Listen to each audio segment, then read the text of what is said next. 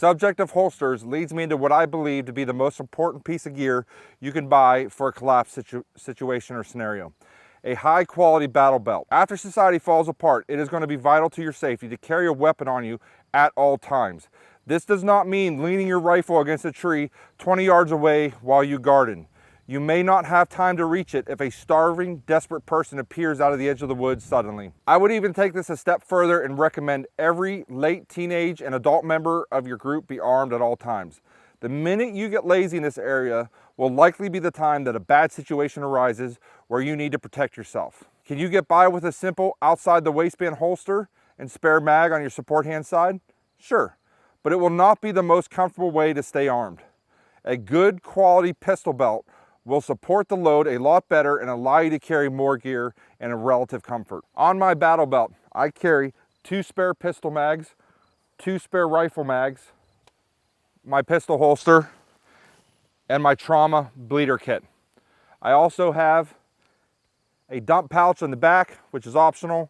When purchasing a battle belt, one thing to remember is that it typically does not come with the inner belt. So you're going to have to purchase a separate inner belt. I recommend, again, not going cheap here. You can. This is one area where you could go cheap, but I recommend getting a good quality pistol belt to go with it, something with a metal buckle as opposed to a plastic buckle that may break over time. For the holster that you actually put on your battle belt, the most common holster I see is going to be your Raven style holster, similar to this, and it would be mounted on your belt. The only problem that I personally have with that, having long arms, is my pistol draw, I have to come up like so to clear the holster. For that purpose alone, I highly recommend the Rockwell Tac 1 holster. It is somewhat of a drop leg holster, except it has a rigid frame, so it doesn't flop or swing, and you don't have to use a leg strap, which always bothers me. You get a nice clean pistol draw without it flopping around with good retention. Another common style of holster that I see with the battle belt is going to be your drop leg holster. I do not prefer this style of holster as running, moving, crawling. It doesn't matter how good of a drop leg holster that you purchase, it's always going to be annoying. If you are going to go this route, I have owned multiple different drop leg holsters. Again, I started out on a budget. I bought cheap ones. They were always flopping around on my leg. I highly recommend the Black Hawk drop leg platform. It has a rubberized straps.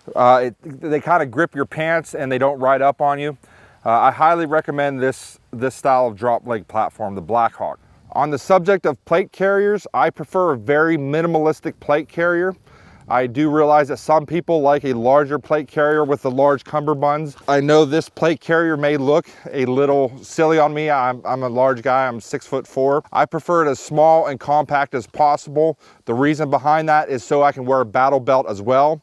A lot of times you'll see guys wear either a vest or a battle belt. I prefer to always have my battle belt as my main line and my vest as a backup. I recommend that you keep your plate carrier at your retreat and not at home. This is not something that you want to carry with you on a 4 to 5 day bug out from the city to your safe location. You're already carrying a lot of weight and gear. This is an extra 20 pounds that you don't need to carry.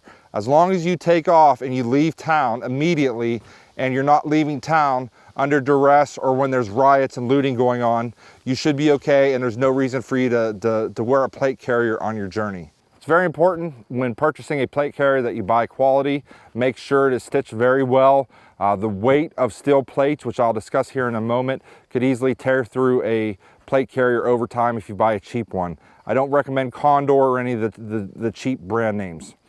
I do recommend the Mayflower or Paraclete brands. You can pick those up at SKD Tactical online. They are a very reputable website and they have a lot of different plate carriers that are typically more of your higher end plate carrier.